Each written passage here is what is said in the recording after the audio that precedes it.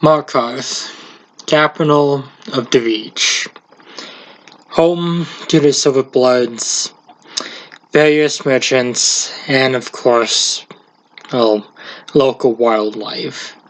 The Reach is a fairly interesting place once you start exploring it.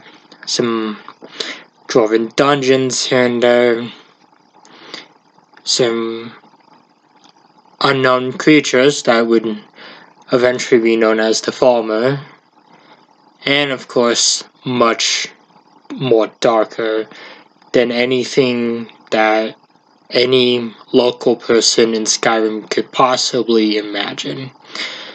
But right now we're not talking about that. Today, of course, we're talking about the Forsworn conspiracy and no one escapes Cidna mine. Now, obviously, for those who've played this game, the Forsworn are quite familiar, as you may have been attacked by them once or twice in your travels. But for those who are new to this game, well, welcome to the channel. I am, of course, your host, Jay, and I occasionally do quest reviews for Skyrim. So in today's video, I'll be taking a look at these two quests and give my thoughts on them. So the Forsworn conspiracy automatically starts as we enter Markarth for the first time.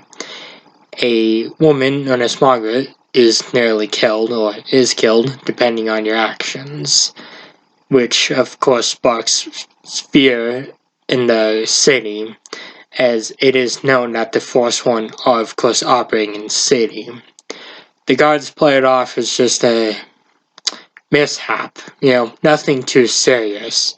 There's more to worry on, like the current war going on in Dragons. But unbeknownst to the local citizen, there's much more at play.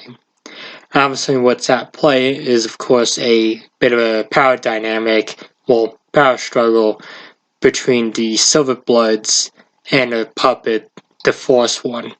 Yeah, so obviously, since we figure out later, basically what's happening is that the Silverbloods, led by the patriarch Thonir, he basically has a puppet known as Madanach, the Forsworn king, who's locked up in Cidna mine.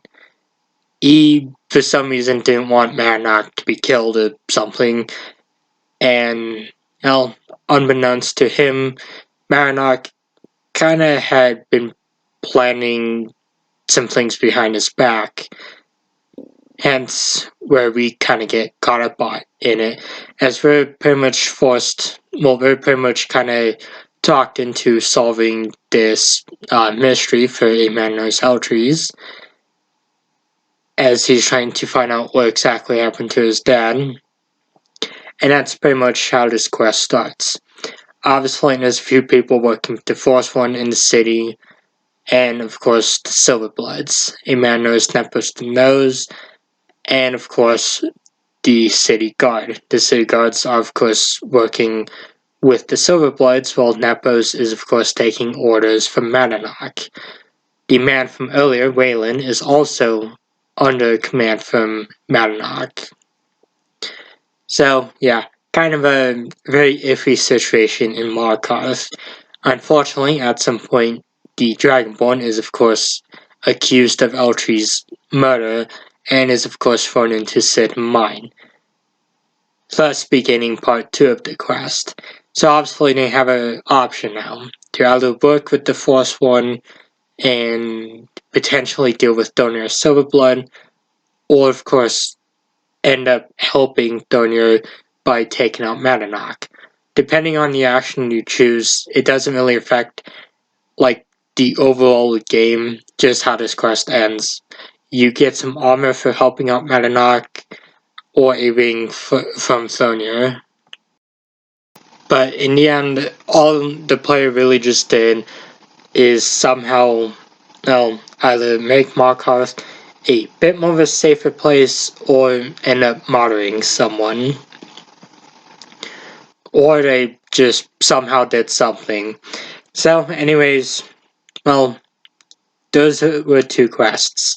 So of course the question is this quest worth doing, and should you do it? And would I have any tips on completing this quest? Well, frankly, it's an interesting quest. It kind of shows just how much of a horrible place Markarth is, and that's like before you really get into the fact that there's 2 Daedra quests in this hold, and of course several merchants who kind of enjoy fine dining. Not to mention, well, I mean, you also have the corrupted Silver Bloods, not just Donia, but his brother Thornvor, who can become Jarl of Markarth. You know, kind of not a family you want in power. But of course, in my opinion, Markarth is just the Imperial version of Riften. You know who's in charge, and you know that they might have some interesting buddies behind the scenes. Overall, it's an interesting quest. I definitely recommend doing it. If you do this one, I'd also recommend having like a useful spell or a bound weapon if you decide to take out Madanach, as, well, the only thing you really get in No One Escapes from Cidna Mine is like a shiv or something, so it kind of can make this quest a bit of a pain to complete if you're not fully prepared. Either way, that's all I have for today. I'll of course be back next time with a review of Lost in the Ages, and of course an update for the quest reviews. So until then, goodbye, thank you all for watching, and I will see you all next time.